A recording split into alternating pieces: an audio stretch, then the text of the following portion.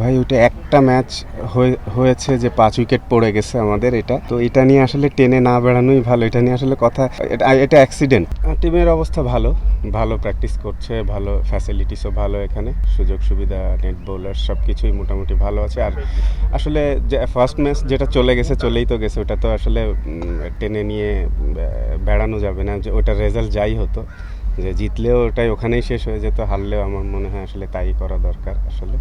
আর এমনি others atmosphere সব ভালোই আছে টিমের। মাহমুদুল্লাহ এটা আসলে ফিজিওদের রিপোর্টের উপর ডিপেন্ড করবে। আজকেও করেছে, লাস্ট দিন পর্যন্ত করেনি প্র্যাকটিস, আজকে করলো, মোটামুটি সবই করেছে, টাচ করেছে। এখন অবস্থাটা এখনও জানায়নি ফিজিওরা, ওরা জানাবে খুব সম্ভবত আজকে আফটার প্র্যাকটিস আর কি। তাহিদুদ্দিন ঠিক আছে, ওটা আসলে ওই ক্র্যাম্পিং ছিল তো, ডিহাইড্রেটের কারণে হয়েছে আর কি।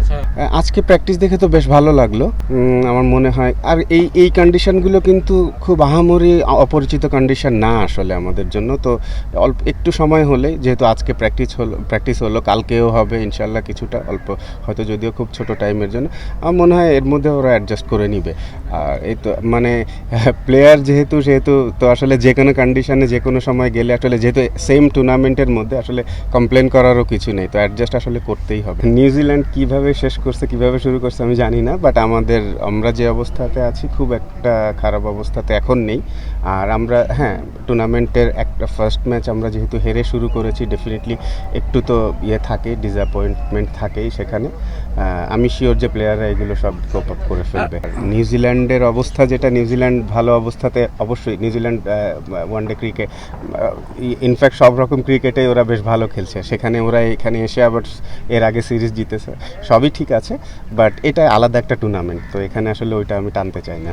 ভাই ওটা একটা ম্যাচ হয়েছে যে 5 উইকেট পড়ে গেছে আমাদের, এটা তো এটা নিয়ে আসলে টেনে না বেড়ানোই ভালো। এটা নিয়ে আসলে কথা, এটা অ্যাক্সিডেন্ট। আমি মনে করি যে আমাদের যে টাইপের টিম আমরা, অন্তত ওরকম টিম না, তো এটা অ্যাক্সিডেন্টালি ঘটেছে। রানে নাই বলা, আসলে ওরা কিন্তু ওয়ানডেতে খুব একটা বাজে অবস্থাতেও নেই আমাদের টপ অর্ডাররা।